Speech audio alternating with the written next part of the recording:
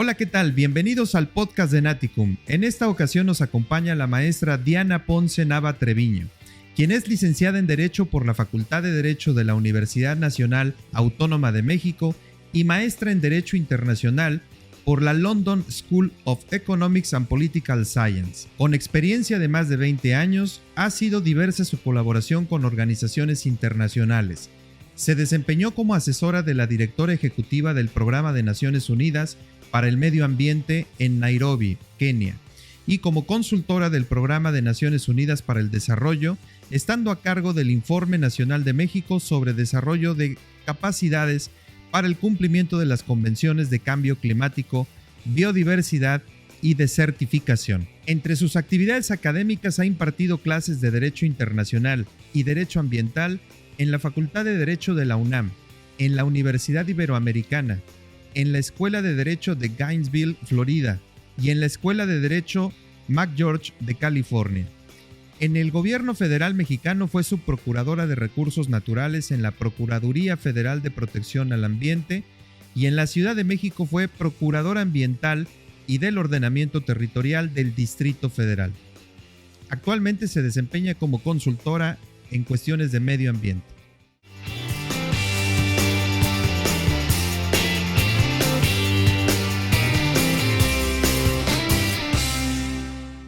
Diana, ¿cómo estás? Bienvenida al podcast de Naticum. Me da mucho gusto recibirte.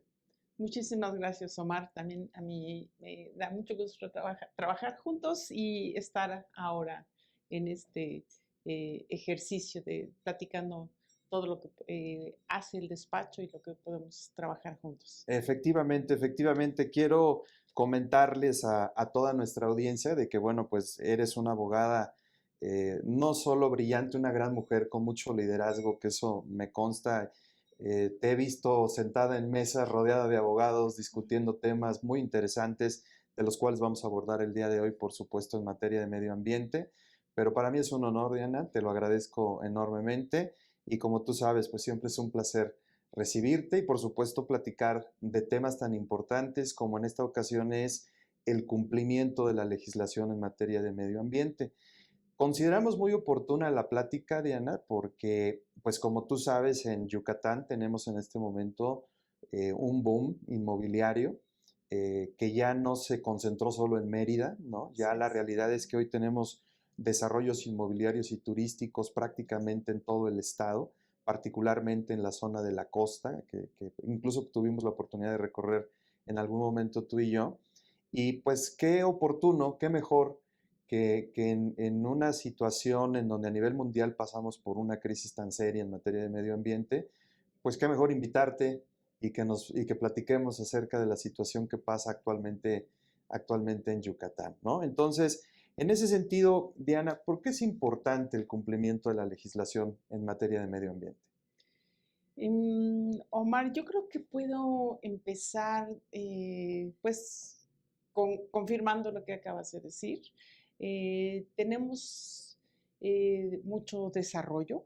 Afortunadamente el país está creciendo, a lo mejor podría ser más equitativamente, pero este desarrollo, este crecimiento implica la construcción de todo tipo de proyectos, inmobiliarios, turísticos, marinas, muelles, hoteles muy grandes, hoteles más ecológicos, también transporte, caminos muy amplios, caminos locales. Y a todos estos proyectos les aplican hoy día legislaciones ambientales del orden federal, del orden estatal y del orden municipal. Yo podría decir que de hecho creo que estamos sobreregulados. En muchas ocasiones las legislaciones ambientales de los tres órdenes de gobierno se traslapan, pero el hecho es también es que es posible, hay que considerar como parte del inicio de cualquier proyecto, hacer estudios y análisis de factibilidad y de viabilidad tanto ambiental como de ordenamiento territorial, tanto ecológico como urbano. Estos estudios de factibilidad, estos estudios de viabilidad de estos proyectos, eh, nos permiten prever si el proyecto que se pretende construir está ubicado en un lugar en donde puede ocurrir que esto se haga. Además de mucha legislación, también hoy día tenemos muchas herramientas tecnológicas, técnicas, en tecnología espacial incluso, ¿no? Que nos permite ubicar eh, un proyecto, geolocalizarlo, establecer con coordenadas con 30 centímetros de margen de error máximo, en donde es el mejor lugar para ubicar cualquier proyecto. Y también identificar la disponibilidad de recursos que ese proyecto ya en operación, bueno, tanto en la etapa de construcción como en la etapa de construcción, va a requerir, como es agua potable, drenaje, los residuos que va a generar, el flujo de personas que van a entrar y salir, de vehículos, si hay infraestructura de drenaje, pues que tenga la capacidad para recibir las aguas residuales, ¿no? Del proyecto. Mucha legislación exige también que, dependiendo del tamaño de los proyectos, tengan su propia planta tratadora de aguas de residuos. Adicionalmente, también hoy ya tenemos mucha legislación en materia de protección civil que viene acompañada de atlas que ya existen, que están muy actualizados. Tenemos atlas de riesgo nacional, atlas de riesgo estatales, atlas de riesgo municipal. Tenemos también un atlas de vulnerabilidad a los impactos del cambio climático, como es el aumento de los niveles de los cuerpos de agua, el mar, cuando los proyectos son costeros o incluso las subidas y bajadas de los ríos. Muchos proyectos que están cercanos a las montañas en época de lluvias tienen bajadas de agua muy intensas, que si no se previeron antes de la construcción del proyecto, pueden generar muchos problemas. El tema del cambio climático, que ya llegó, ya está aquí. Los científicos nos dicen que en este momento, al mediados del año 2024, ya tenemos 1.2 grados de más temperatura en promedio a nivel global. Este aumento de la temperatura genera fenómenos meteorológicos extremos, sequías, escasez de agua o al contrario, tormentas tropicales. Muchas veces llueve en un día el agua que antes llovía en un mes o en 3 meses. Y con estos atlas que nuevamente están perfectamente geolocalizados y sabemos cuáles son los 300 municipios de más riesgo y vulnerables al cambio climático en todo el país. La Riviera Maya, por ejemplo, es uno de estos lugares de muy alto riesgo ya establecido en este atlas de vulnerabilidad. Lo encuentra uno en línea, puede uno saber. Y también las técnicas ya recomiendan técnicas de adaptación al cambio climático, porque ya aumentó la temperatura y si no hacemos lo que tendríamos que estar haciendo, podría aumentar más esta temperatura a nivel global. Pues lo que tenemos que hacer es adaptarnos a este cambio climático. Claro, por supuesto. Se requieren materiales distintos para las construcciones, se requieren materiales térmicos o con características térmicas, ¿no? Que resistan temperaturas más frías o resistan temperaturas más calientes, más húmedas, depende de dónde nos encontremos, ¿no? En México en particular. Por supuesto. Para recapitular un poco esta primera parte, entonces tenemos desarrollos inmobiliarios, desarrollos turísticos que pueden involucrar temas, como nos decías efectivamente, y que los hay en Yucatán, marinas, muelles, hoteles, cabañas de tipo ecológico. Y entonces en todos estos proyectos es importante analizar desde la óptica del medio ambiente con qué contamos en cuanto a infraestructura, ¿no? Que es un poco de lo que nos comentaste, disponibilidad de recursos, agua potable, drenaje, etcétera. Y un tema que también me parece esencial, el tema de la protección civil y la seguridad que nos comentabas en este momento, en donde de alguna manera los mapas de vulnerabilidad ambiental también juegan un papel importante, ¿no? Francamente, Diana, y lo digo con mucho respeto, por supuesto, para los empresarios, yo no sé qué tanto cumplan con esta normatividad, porque solo para recapitular, ahorita que tomé nota, pues tuve que hacer un ejercicio de toma nota para ver cuántas cosas tiene que considerar, cuántos aspectos normativos y técnicos tiene que considerar un empresario, un inversionista, un desarrollador que pretenda ejecutar un proyecto de esta naturaleza. En tu experiencia, qué errores cometemos cuando diseñamos este tipo de proyectos, cuando queremos ejecutar este tipo de proyectos? Igual en mi experiencia asesorando a promoventes de proyectos de distintas actividades económicas, me he encontrado que no hacen planeación ambiental ni del ordenamiento territorial, ni urbano o ecológico. Esa sería la frase genérica. Específicamente de qué estamos hablando. No, en estos proyectos no se planea, por ejemplo, el paisaje. Se piensa en el mejor de los casos poner un camellón con un poco de pastito y árboles que puede ser que se vean lindos.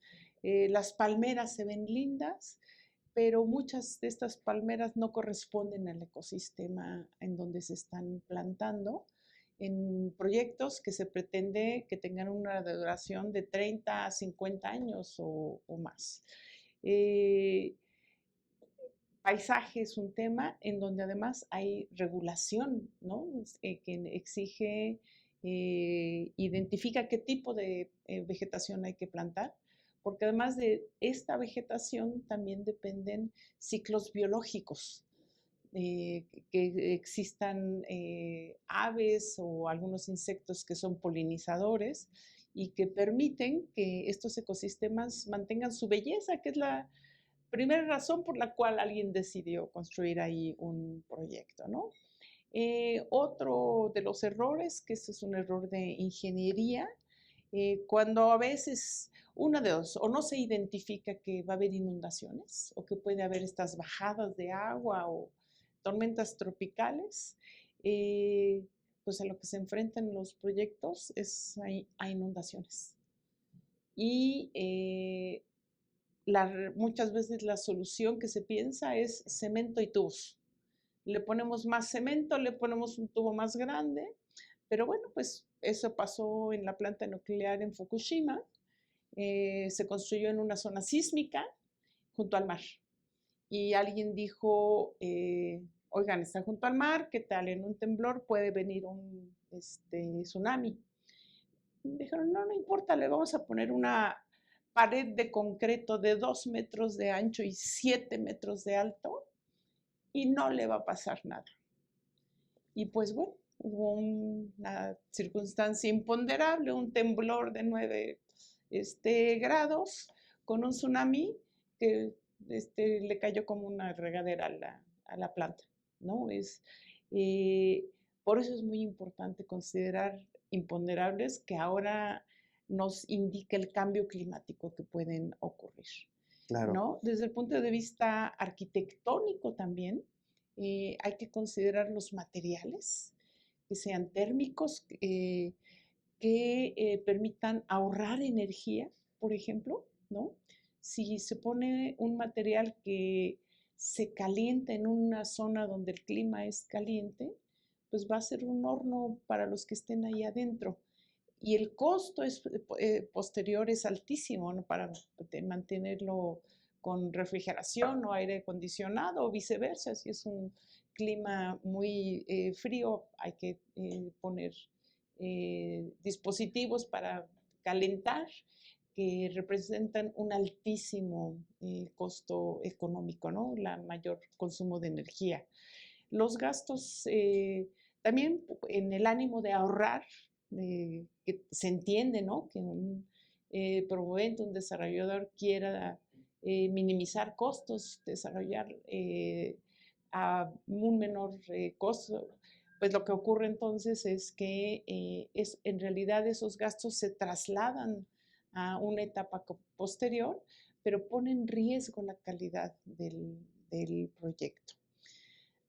Otro de los errores que se cometen es no considerar que hay que hacer consultas públicas y sociales. La ley los exige, de hecho.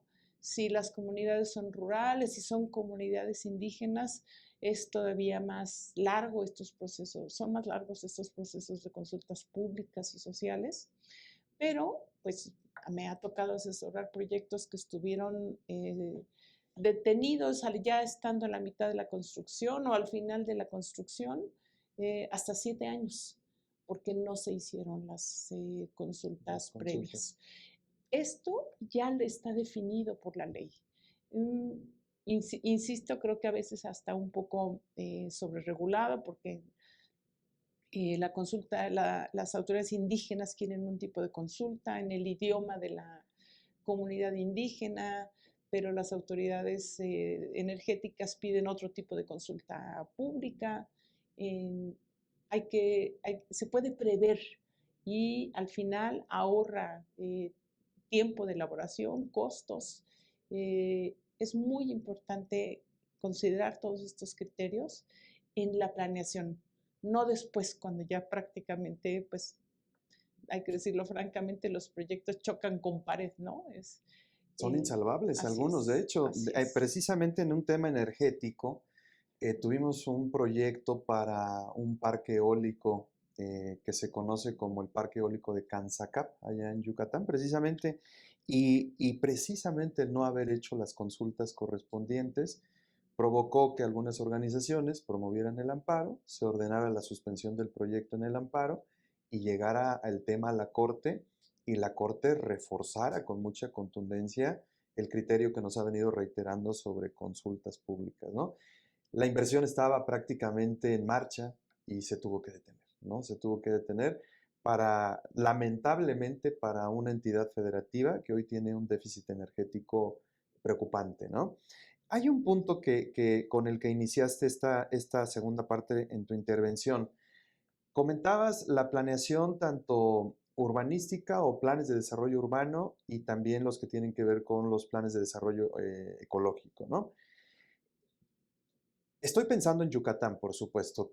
¿Qué sucede? Estos planes, habría que decirlos, porque así lo dispone la ley, tendrían que ser proporcionados por parte de la autoridad.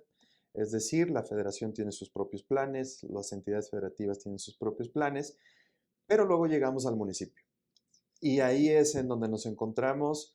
En muchas ocasiones, pues hay planes que se hicieron hace 6, 7 años, 10 años, o simple y sencillamente no hay planes de desarrollo urbano o en materia ecológica. Y claro, cuando llega el desarrollador, observa esa circunstancia y pareciera que encuentra un espacio de, pues aquí puedo desarrollar lo que yo considere, ¿no? En ese sentido, ¿qué podemos recomendarle en todo caso a los empresarios, a los desarrolladores? Porque puede suceder lo mismo que cuando no haces las consultas sociales. Puede llegar que en un momento el municipio diga, pues hoy decido hacer mi plan y resulta que tu proyecto ya no es compatible con los planes que en este momento voy a emitir.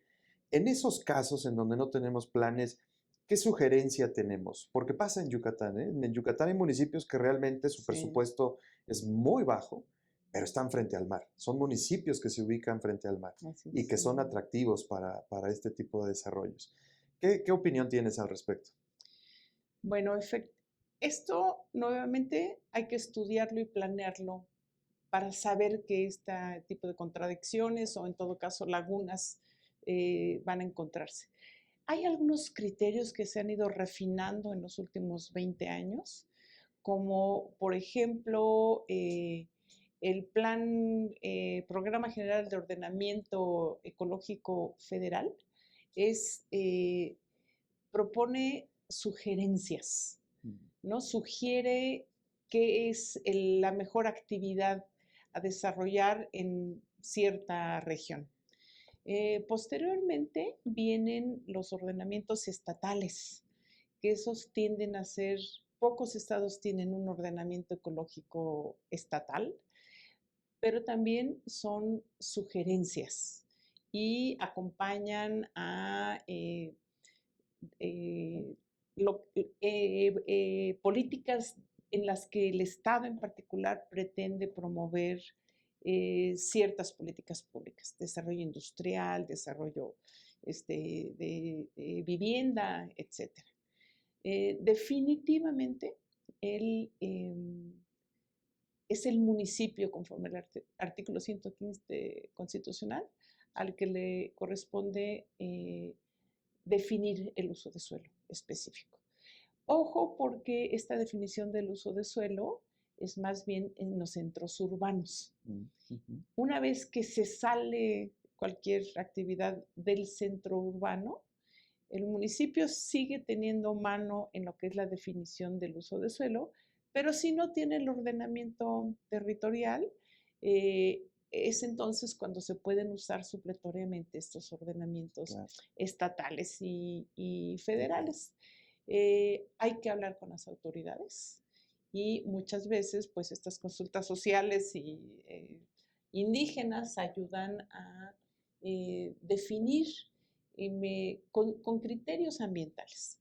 Aunque una zona costera, un frente al mar se vea primoroso, y si no tiene un ordenamiento territorial preestablecido, ya publicado, y uno ve en el Atlas de Vulnerabilidad que es una zona inundable, si yo fuera la promovente, ahí no pondría ningún desarrollo, porque se va a inundar. O si yo fuera la compradora, he aprendido que, o incluso alguien me pregunta, oye, ¿crees que comprar un condominio, un tiempo compartido en este edificio que se ve lindísimo? Yo he recomendado a potenciales compradores en Acapulco los últimos 10 años, no compren propiedades en Acapulco, porque lo que se está construyendo sobre dunas y en zonas inundables. Y pues con Otis acaba de ocurrir, ¿no? Edificios que se ven glamorosos en el instante que los están promoviendo y vendiendo, pero las paredes están hechas con cartoncito, ¿no? Y en el huracán Otis lo que pasó entra con tanta fuerza el aire que simplemente volaban las paredes externas, ¿no? No tenían la suficiente, la estructura de ingeniería correcta. Adecuada. Y como nos comentabas al inicio, los materiales, el tener que planear con toda esta visión, con toda esta óptica en materia de medio ambiente, ¿no? Así es. Eso hay que hacerlo. Yo creo que a los promoventes, a los desarrolladores, les conviene planear más que corregir, ¿no? Así es, así es. Y efectivamente creo que en ese gusto, en esa simpatía por corregir, porque pareciera que es un deporte nacional en México, el decir, pues que venga la autoridad y que me revise, y si estoy mal, pues corrijo.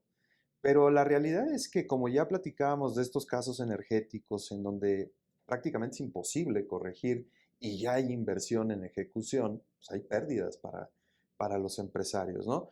Pero vamos, de no llevarse a cabo el cumplir con la legislación en materia de medio ambiente, ¿qué implicaciones hay para los empresarios? No, creo que ya abordamos de alguna manera la parte económica, pero ¿qué implicaciones tú consideras que se actualizan?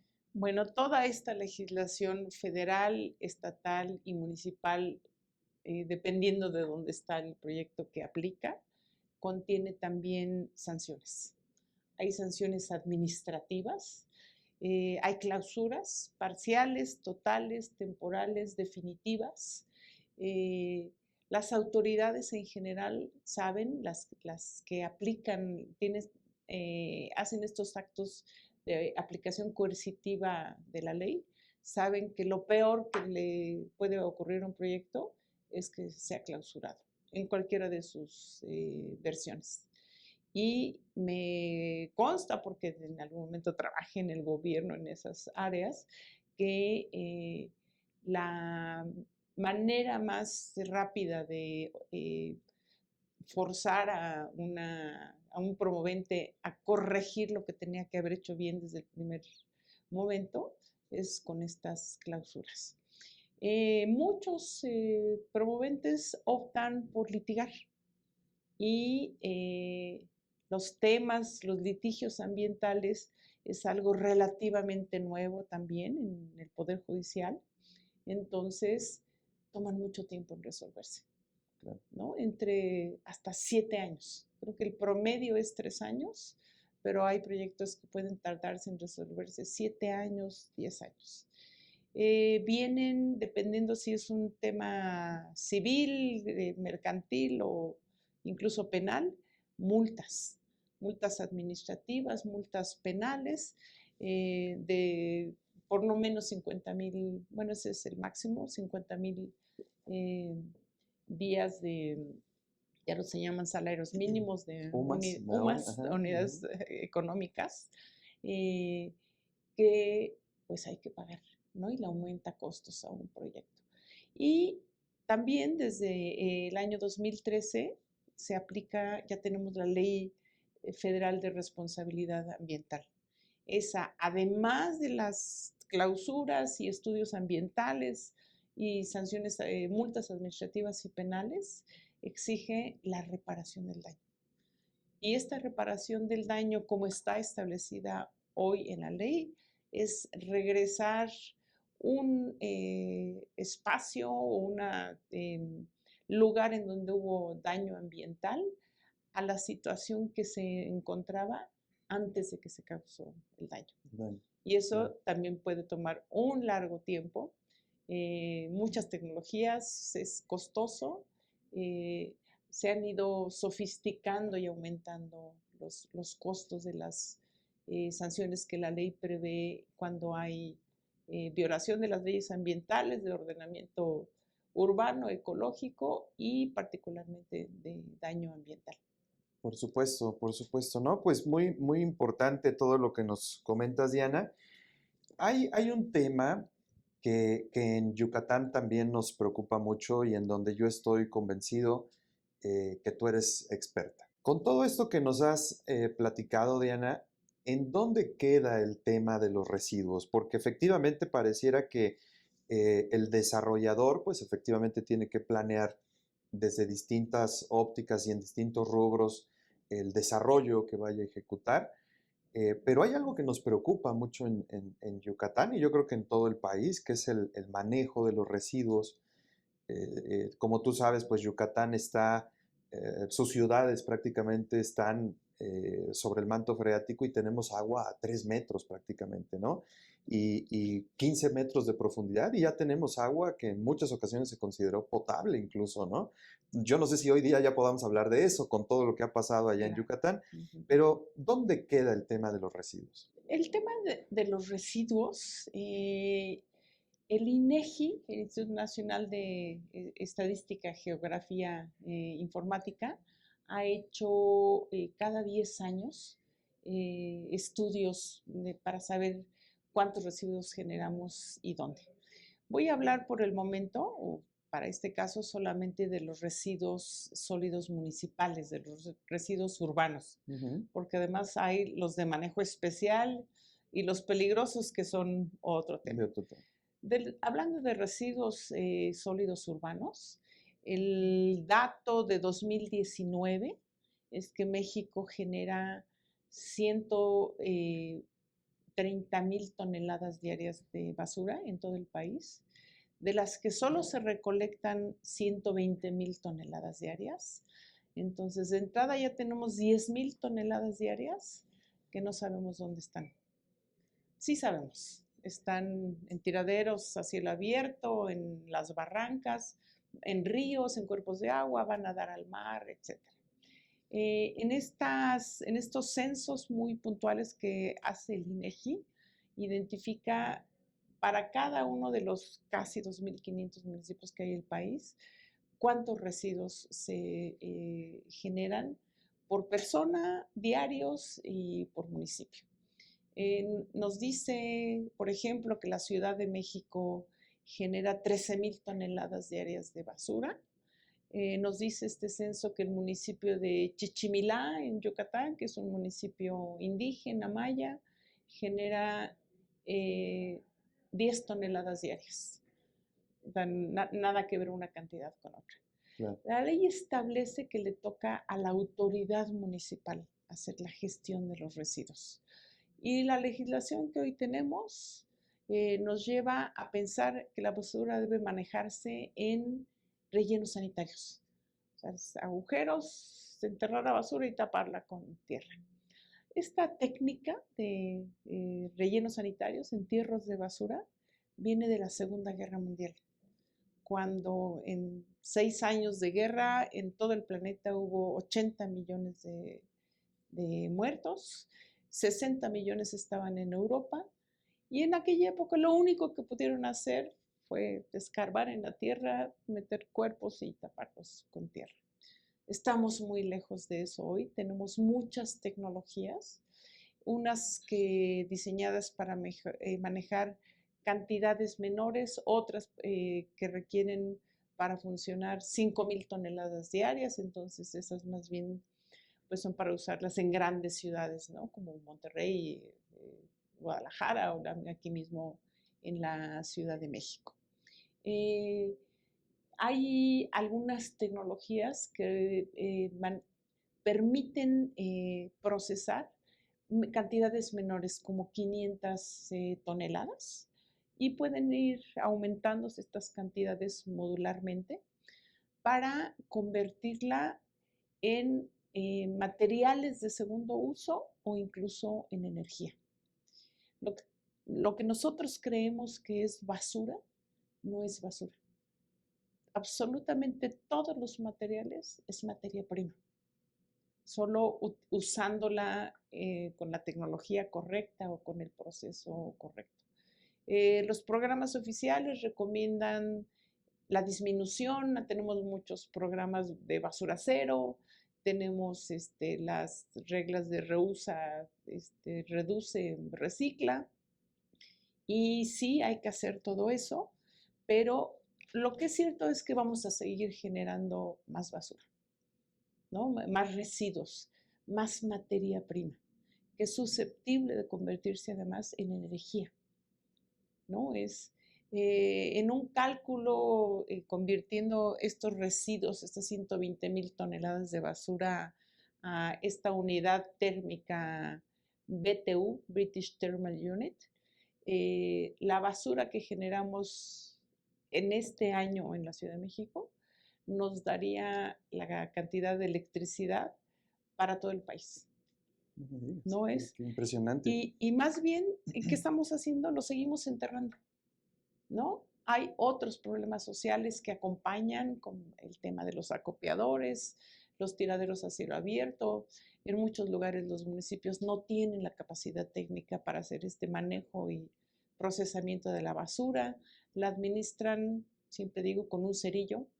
Los tiraderos a cielo abierto le prenden un cerillo, pero obviamente esto genera muy mala calidad del aire, puede intoxicar a las personas. Y recientemente yo estoy asesorando el uso de una tecnología alemana que solamente separa los metales ferrosos y no ferrosos, el cascajo, la tierra, que también es reusable, por cierto, pero eso se separa, y absolutamente todo lo demás se puede convertir en unos pellets con un coque artificial, y se le asigna el valor calorífico que pide el cliente, como si fuera un carbón, excepto que tiene emisiones cero, ¿no? La única emisión que deja al final son puzolanas, un polvo que se añade al cemento le da mayor consistencia al cemento y se puede reusar también. Es solo una tecnología más, debe haber otras 30, 40 tecnologías a nivel global para reusar los residuos. El reuso ideal es en energía, ¿no? Y deberíamos estar pensando en eso. Un promovente, un desarrollador, yo creo que hay grandes oportunidades de inversión en este tema de la conversión de los residuos en materiales que puedan generar energía eléctrica, pero lo que no pueden dejar de hacer es saber cuál va a ser el destino de los residuos sólidos urbanos que se generen en el desarrollo que están promoviendo. Es de veras muy importante.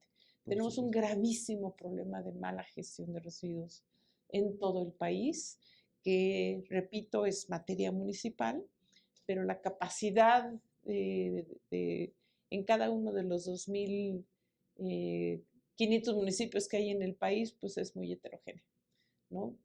No cualquier municipio puede realmente hacer una gestión o un manejo correcto de los residuos. Esta tecnología que nos comentas, ¿de dónde es? Alemana. Es tecnología alemana. Y comentabas, y esto es muy importante para comentarlo para nuestra audiencia, decías, estoy asesorando en este tipo de tecnología. ¿Es alemana y en qué consiste tu asesoría? ¿Cómo es tu intervención? Básicamente en todo lo que acabo de comentar. Me refieres, tú asesoras al empresario, tú asesoras al gobierno. Hay una asociación, hay una alianza entre los tecnólogos alemanes y inversionistas mexicanos. Entonces hay una parte financiera que hay que ajustar y acomodar, ¿no? Ya para construir la planta, pues hay que asegurarse que se tiene acceso se requieren residuos en una producción continua, ¿no? La planta funciona con 500 toneladas, pero entonces tiene que haber 500 toneladas diarias. Eso implica obtener un espacio para... La basura se genera de manera cíclica.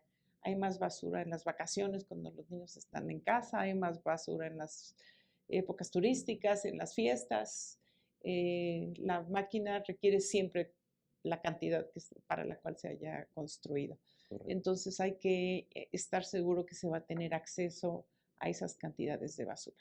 La planta no tiene mayor problema, ningún riesgo. Es una planta procesadora, tiene que estar en una zona industrial, tener el uso de suelo, no genera emisiones de ningún tipo, no tiene ningún riesgo y cuando salen los pellets también son inertes.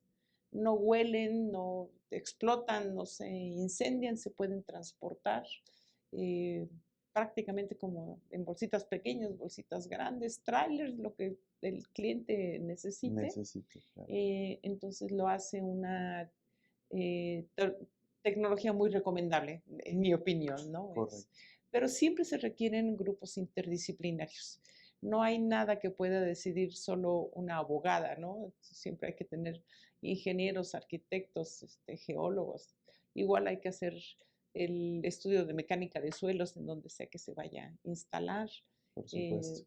Hay que cuidar que no sea una zona de paso de aves migratorias, por ejemplo, o que no vaya a haber una bajada de agua en donde está la planta. Exactamente todo lo que mencioné para cualquier otro proyecto aplica. Se tiene que observar para este, sí, para por supuesto. Tipo de tecnología. Y dos cuestiones importantes que ya las mencionaste, que yo solo quisiera destacarlas. Un inversionista, por supuesto, un inversionista mexicano y por supuesto la llegada de esta tecnología proveniente de Alemania. También tenemos ese contacto, bueno, tú lo tienes, ¿no? Evidentemente ese contacto con quienes proporcionan esta tecnología desde Alemania, ¿no? Así es. Y están, pues, son tecnólogos y ellos venden sus tecnologías. El esquema con el que funcionan ahora es, venden una planta llave en mano. Ellos, con toda esta asesoría ambiental, financiera, pero ellos hacen la planta, la empiezan a operar y eventualmente se la entregan al comprador de la tecnología. Maravilloso. Entonces, toma poco tiempo construirla. O sea, una vez que se cumplieron estos requisitos, una planta se puede construir en 6 meses, a diferencia de otras tecnologías que requieren 5 años o 8 años de construcción. Esta es bastante rápida y accesible. Claro, qué interesante, Diana. Diana, muchísimas gracias. Yo creo que es muy importante dejar tus teléfonos aquí en la descripción de este episodio del podcast, para que cualquier empresario, cualquier desarrollador que esté escuchándonos, que esté viéndonos, pues sepa que están disponibles tus datos para cualquier consulta, para cualquier asesoría que pudiera brindarse. Incluso se me ocurre que para autoridades municipales, en este último tema, en donde verdaderamente en Yucatán tenemos también problemas muy serios con el manejo de la basura. Hace poco tuve conocimiento acerca de unos litigios que se están llevando a cabo precisamente en el municipio de Progreso, uno de los municipios más importantes del estado, por un tiradero de basura a cielo abierto, que ya está afectando a la comunidad y que la comunidad decidió pues, promover las demandas correspondientes, ¿no? Entonces, alternativas como la que me acabas de comentar, me parece que son soluciones amigables con el medio ambiente, pero sobre todo amigables con el bolsillo público, pero para ello se requiere, pues evidentemente, voluntad. Y ojalá que nos escuchen algunos de nuestros ayuntamientos y algunos de nuestros gobernantes en turno, los candidatos, sobre todo ahorita que estamos en la etapa de propuestas, creo que esta sería una gran aportación. Y pues no me resta más que agradecerte, Diana. No sé si quieres comentarnos algo para concluir. 2 comentarios. Uno, en este tema de la gestión de los residuos. En Europa están prohibidos los rellenos sanitarios del año 2030 en adelante, y es lo correcto. Es algo que nosotros en México podríamos hacer a nivel nacional. Requerimos un cambio de paradigma y, como lo acabas de mencionar, lo que verdaderamente se requiere es voluntad política. Y esto aplica prácticamente a todos los temas ambientales. A lo mejor cuesta un poco más plantar el árbol correcto del ecosistema en donde se está desarrollando un proyecto, y implica el paradigma de no pensar en palmeras, ¿no? Los diseñadores quieren poner palmeras porque aparentemente se ven lindas, aunque no correspondan a ese ecosistema, ¿no? Esta voluntad política no es solo gubernamental, le corresponde a los empresarios, nos corresponde a nosotros en nuestras casas, a cada uno de nosotros individualmente. Es un tema en el que tenemos que pensar para que no sea solamente un sueño, pero que le dejemos un planeta a las generaciones que siguen. Por supuesto. Pues muy bien, Diana, pues muchísimas gracias. Te agradecemos mucho. Esperamos verte muy pronto de regreso aquí en el podcast de Naticum. Y a toda nuestra audiencia queremos agradecerles. Como lo comenté, vamos a dejar los datos de la licenciada Diana para que cualquier consulta, cualquier asesoría, pues saben, tengan ustedes disponible toda su información. Recuerden suscribirse a nuestras redes sociales y nos vemos hasta la próxima.